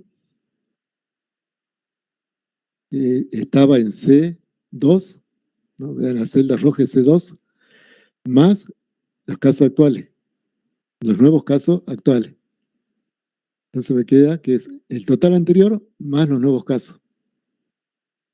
Eso lo copio hacia abajo y me va a quedar entonces el C2 pasa a ser C3, el B3 pasa a ser B4 y veamos si está bien. El nuevo total va a ser B4, que son los nuevos casos, más C3, que eran los casos anteriores. Está bien. Entonces, me da que el nuevo total son los nuevos casos más el total anterior. Está apuntando a C3. Y lo mismo puedo verificar para todas las otras. Profe, perdón, ¿Sí? me hace ruido el hecho de que la RT elevada al cuadrado, ¿eso no debería aplicarse en la fórmula? ¿O la R va Bien. progresivamente? Perfecto. Sí, bien la observación. Sí, le expliqué. Retrosábamos. Aquí te estás refiriendo a esta exponencial, ¿no? Sí, Al profe. cuadrado. Bien, bien. Bueno, entonces, ¿está claro esto?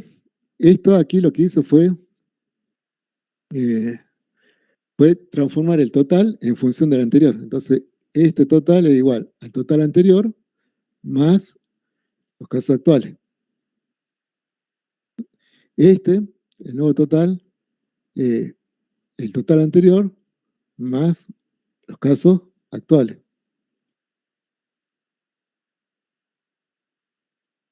Bien, entonces así puede simplificar esta fórmula. el caso anterior más lo actual.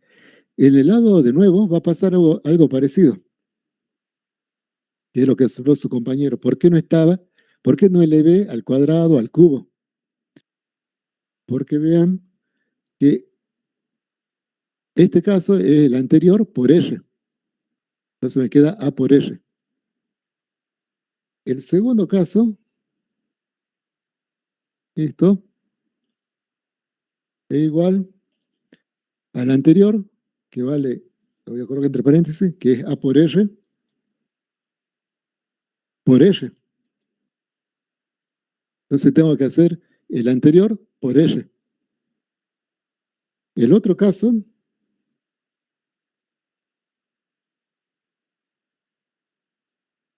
este, es igual a el anterior, que es a R cuadrado, me voy a colocar a R2, por R.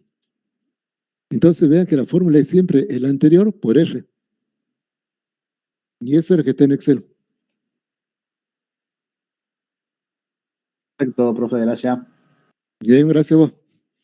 Entonces, me había olvidado de explicar eso, por eso la importancia de que intervengan, no se queden con la duda. Entonces, vamos a ver cómo quedó en la presentación. Ahí está. Bueno, vamos. Entonces, eso es lo que quedó aquí. Quedó en la columna nuevo, el anterior, que es B2, por la tasa, que es el F2. En la siguiente, cuando hago la copia para abajo, me queda que es el anterior, que es B3, por la tasa. Y ahí es que se hace el R cuadrado. Cuando paso para aquí, para abajo, el anterior, B4, por la tasa, ahí se hace el R cubo. Va acumulando el producto. Es un acumulador del producto. Aquí tienen un acumulador de producto y aquí tienen un sumador, una acumulación, que lo ven en programación. El valor anterior más el nuevo término a sumar. Y aquí tienen el valor anterior por el nuevo término a multiplicar. Y eso tiene la ventaja de que me simplifica mucho la fórmula en Excel. Y es mucho más fácil copiar. Yo escribo una fórmula simple y la copio hacia abajo y queda todo bien. Podrían hacer ustedes implementar el modelo tal como lo escribí yo originalmente, pero esto tiene problema que es cada vez más complicada la fórmula. Y que si quiere agregar más simulaciones, más van a tener que escribir. Y cada celda tiene una fórmula distinta. Se llegan a equivocar en una y bueno, le va a arruinar la simulación. Entonces la clave en Excel es saber usar los resultados, saber manejar bien las referencias de celdas. Bueno, esto queda en la presentación, cómo quedaron las celdas. Toda esta fórmula. Profe, una pregunta. Sí. ¿Cómo se interpretaría el gráfico en este caso? Ah, bien. Bien, bien. Aquí yo quiero graficar días con el total. Claro, ahí viene la duda. ¿Cómo hago? Bueno, lo voy a borrar. Bien, si fueran nuevos, es lo que les mostré con la tabla de multiplicar. Selecciono lo que quiero graficar, voy a insertar, hago gráficos y tengo el gráfico de nuevos. Pero el problema aquí es que quiero el total. Tengo que seleccionar el total. Bueno, selecciono días primero. Y después selecciono con la tecla control, presionando la tecla control, es una selección discontinua. Pinto el total. Y allí voy a insertar gráficos de nuevo. Insertar gráficos. Lo mismo que usé antes, dispersión y esto. Y ahí está. ¿Esa era la duda? No, profe, ¿cómo se leería el gráfico en este caso? Ah, ¿cómo se leería? Sí. Ah, bien, bien, bien. Ahora lo vemos. Vamos. Entonces, voy a deshacer esto.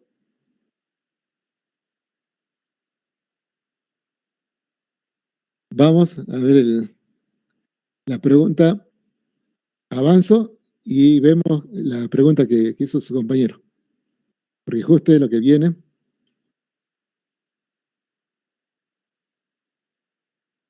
Estábamos en esto. Seguíamos con la etapa de simulación. Ya le contesto ahora porque si no van a pasar varias transparencias. Aquí lo que yo quiero saber es cuántos contagiados tuve en 30 días. Bueno, puedo leer la tabla. Vamos a retroceder una. Aquí está. Puedo leer qué pasó en los 30 días y es lo que está en amarillo. Tengo 406 contagiados totales, que era lo que decía la infografía. Ahora, gráficamente, ¿cómo lo puedo ver? Tengo que entrar aquí en 30 días, abajo en la abscisa, subir y después leer el eje de la ordenada. Me da, bueno, aquí veo 400, pero es por el error tendría que acercarme más, pero es los 406.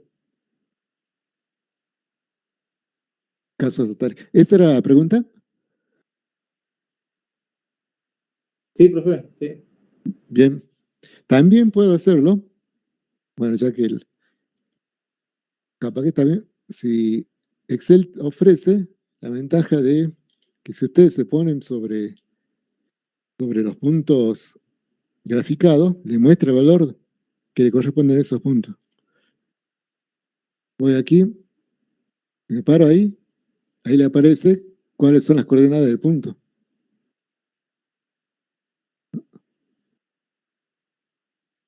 Sí, ahí da 244. Está en 30 y 244. ¿Y por qué? Porque era este gráfico. Perdón, vamos a retroceder porque había cambiado de gráfico. Estoy leyendo los nuevos. Aquí leí los nuevos. Voy a retroceder al gráfico. Este era el gráfico total. Y ahora sí voy a leer el total para 30 días. Voy a 30 días. Le pido a Excel que me muestre. Ahí está. Es 406.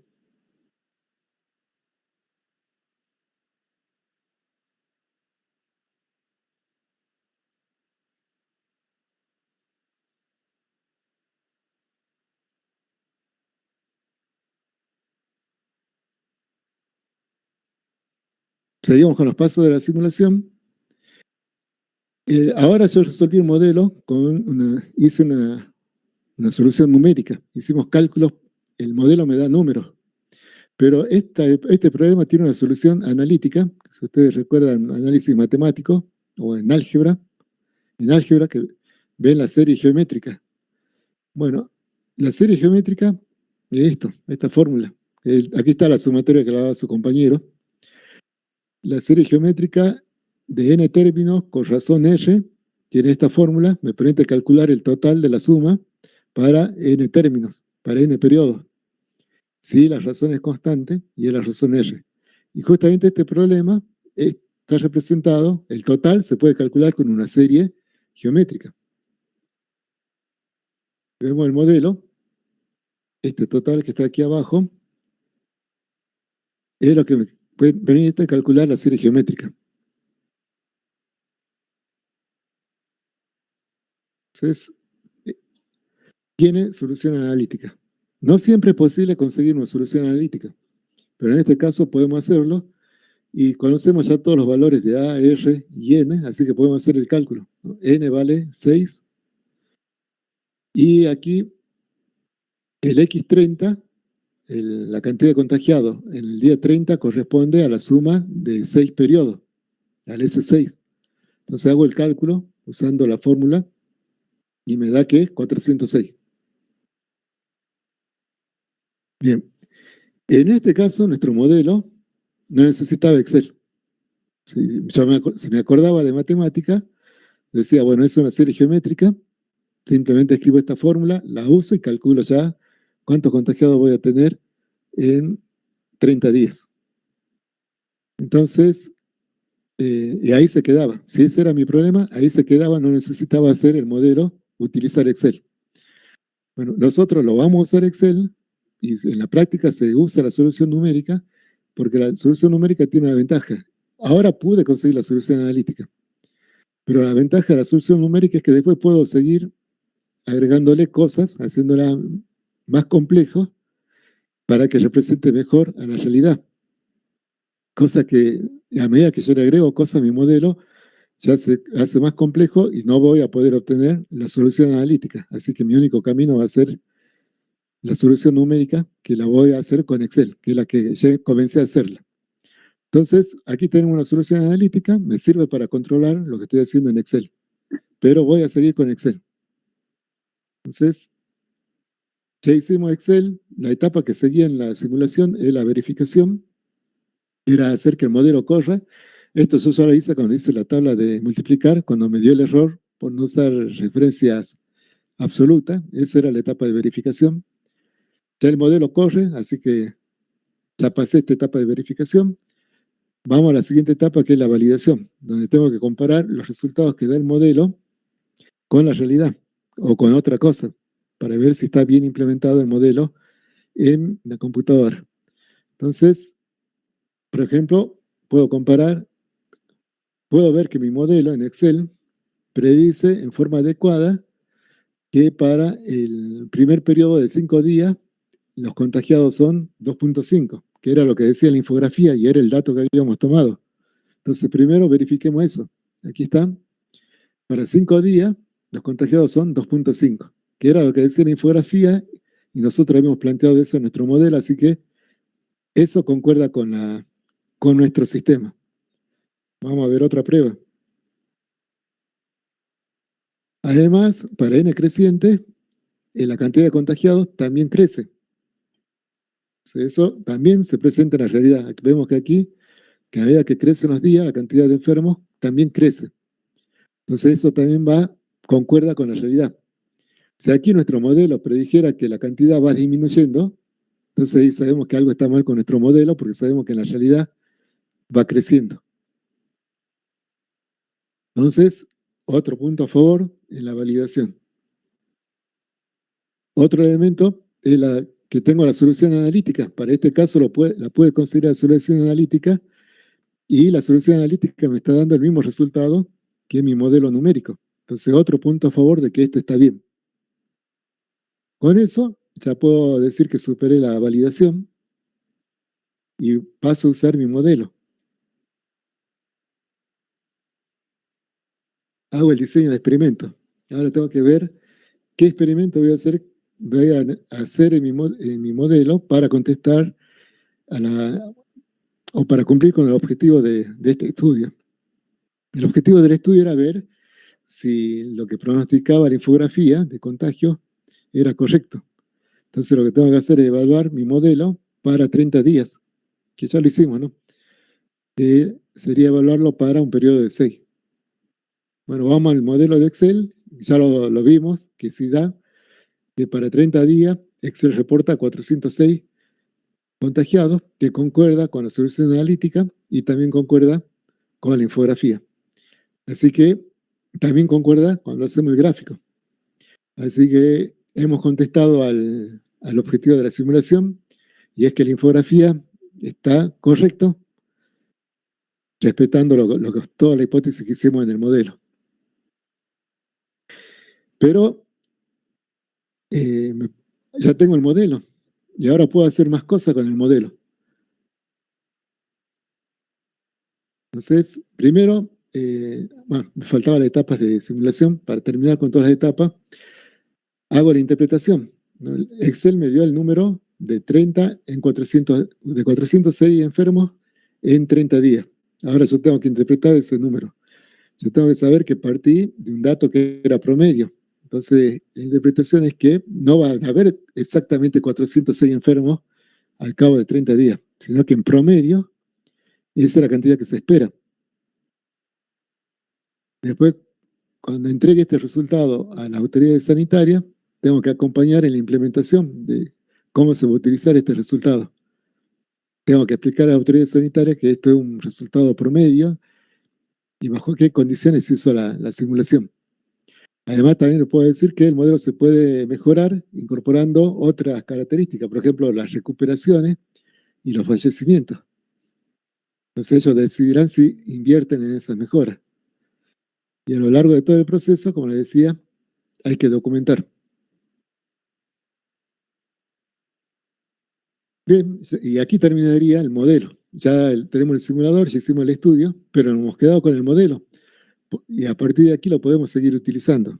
Por ejemplo, podemos usarlo para ver esto, si esto es verdad.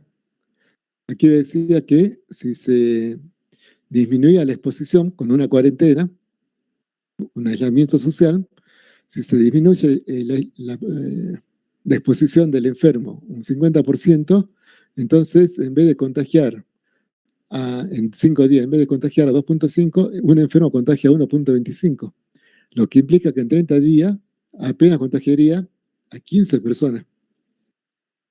Y si aumentamos la severidad del aislamiento y reducimos la exposición un 75%, esa persona en 5 días contagiaría a 0.625 personas, lo que implica que en 30 días tendríamos 2.5 enfermos solamente. La gran diferencia con respecto a 406. Bueno, verifiquemos, veamos, tenemos el modelo y veamos cómo, si esto se cumple. ¿Cómo lo hacemos? Tenemos que modelar los nuevos escenarios, tenemos que modelarlos como entradas en mi modelo. ¿Cómo llevo esto que dice 50% menos de exposición? ¿Cómo lo llevo a mi modelo? ¿Cómo hago que las entradas que tengo en mi sistema real, cómo se van a representar en mi modelo? ¿Qué tengo que tocar en mi modelo? La tasa. Para la tasa, bien. ¿Y cómo la modifico?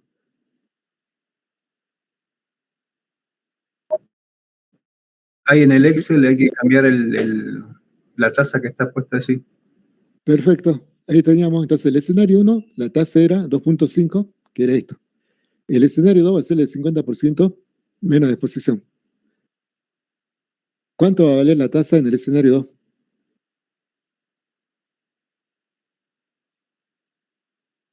1,25. 2.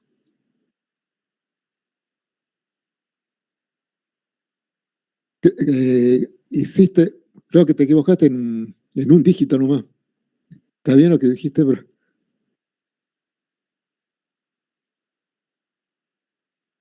¿Cuánto dijiste? 1,25, Perfecto. que es la Sí, sí. mitad de 2,5.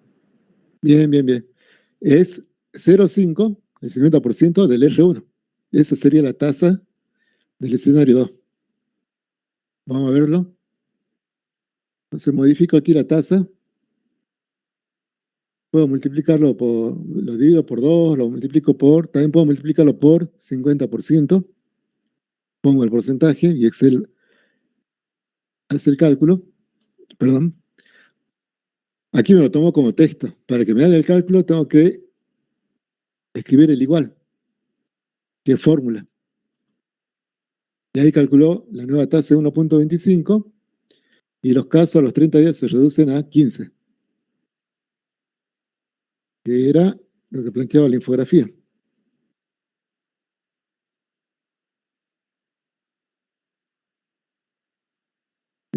Y ahora, para el escenario 3, ¿cuánto vale la tasa?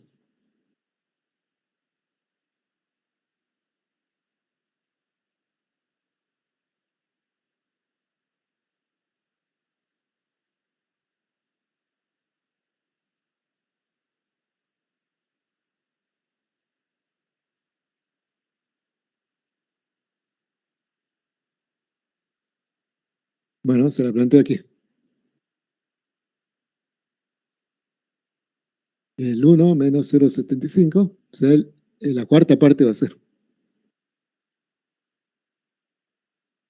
¿Sí? Porque 75% de reducciones. ¿Sí? Quiere decir que me queda 25% de la tasa original. Vamos a llevarlo al Excel. Vamos a colocar ahí 25. Y vean cómo cambia la curva, ¿no? ¿Qué cambio de conducta hubo una curva, se aplanó. Y tengo que al cabo de 30 días hemos reducido a 2.56. Vamos a ver la infografía que dice.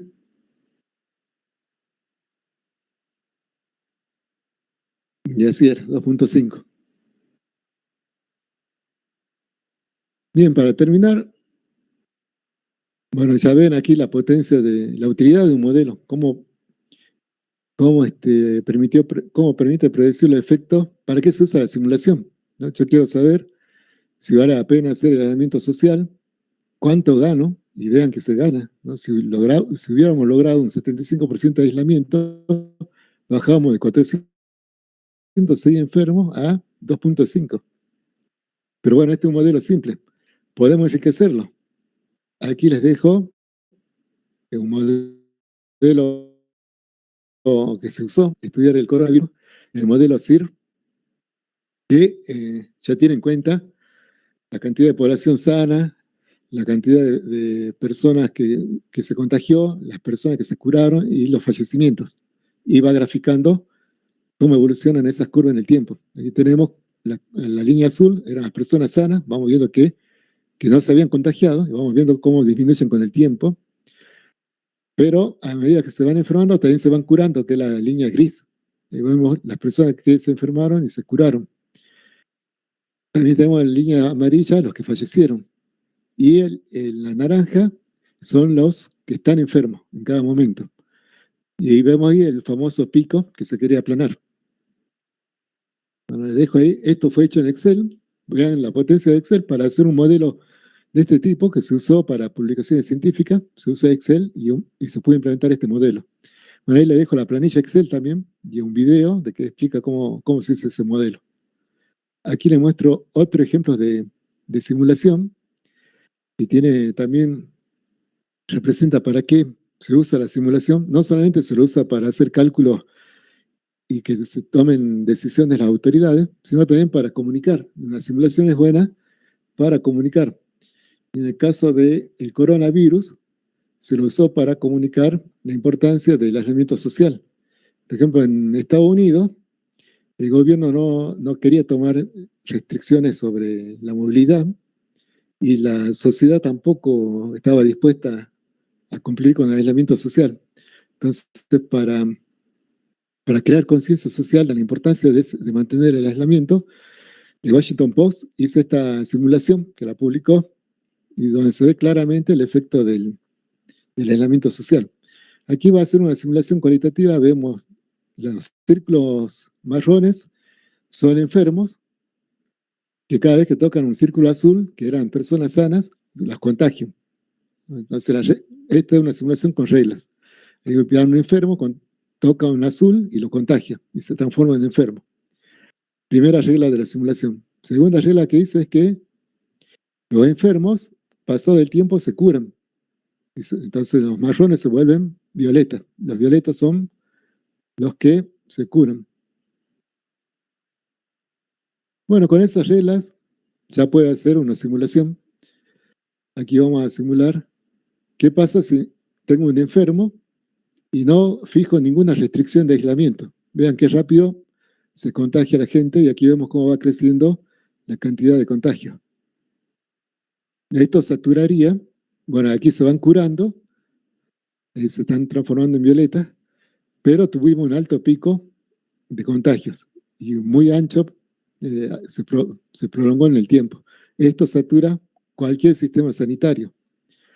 Aquí ya colocamos una barrera sanitaria, separamos las regiones que tienen enfermos de los que están sanos, que es lo que hizo Jujuy en la primera etapa. Se acuerdan que no dejaban entrar a las personas enfermas, pero es inefectivo porque siempre se filtra alguien y si no hemos tomado aislamiento social, tenemos de nuevo que los contagios tienen un pico ancho y alto. Otra vez se satura el sistema sanitario. Aquí tenemos otra simulación donde fijamos un cierto grado de inmovilización, de aislamiento. Y vean cómo ya la velocidad de contagio es mucho más lenta. Ya eso aplana el pico y da tiempo a que los centros sanitarios puedan, y todo el sistema sanitario, puede atender a los enfermos. Se aplanó bastante el pico. Y aquí tenemos ya un caso de mayor inmovilización, de mayor aislamiento, y ya directamente los contagios son muy pocos. Si hubiéramos podido lograr el aislamiento total de todos los enfermos, de todas las personas, el coronavirus hubiera pasado en una semana. El mundo no habría pasado por un año de enfermedad, de pandemia. Pero bueno, es imposible lograr el aislamiento total del planeta. Por último, aquí les muestro otra simulación que se hizo también con la misma intención, que era demostrar la efectividad de la vacunación. Cuando comenzó lo del coronavirus, había una teoría de que había que dejar que se enfermen todos, que íbamos a alcanzar la inmunidad del rebaño. Pero la inmunidad del rebaño no se puede alcanzar cuando la enfermedad es mortal. Y eso es lo que probaban estas simulaciones. La inmunidad del rebaño solamente se alcanza cuando hay vacunación. Y aquí tenemos 3 escenarios simulados. Hay una vacuna, el de la izquierda, el 5% de las personas se vacunaron, en el medio el 30% está vacunado, y en el de la derecha el 75% de las personas se vacunó. Y ahí sí se crea la inmunidad del rebaño. Vean cómo se propaga la enfermedad. Donde se vacunaron poco, todos se terminan contagiando. En el 30% no se alcanzó la inmunidad del rebaño, y en el 75% sí. Ahí se logró aislar gracias a lo que ya estaban inmunizados previamente. Bueno, para todo esto sirve la simulación. En este caso es para comunicar a la sociedad un concepto que es complejo. Y por último le dejo una simulación numérica que muestra cómo se propaga el virus, cómo se propagaba el virus cuando una persona estornudaba en un pasillo de un supermercado. Bueno, se la dejo ahí al video. Bueno, esa es toda la clase por hoy. Ahora queda la evaluación diagnóstica. Los dejo para que rindan. Nos vamos. Profe, ¿Sí? yo tengo una pregunta sobre la prueba de diagnóstico. Si influye en algo, ya sea nota para promoción o tipo, si al desaprobarla, ¿qué pasaría, digamos? Bien. Esa pregunta está aquí. En novedades,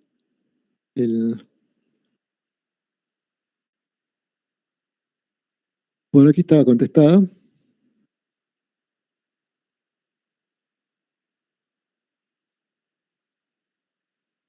O no le contesté. No está contestada, ¿no?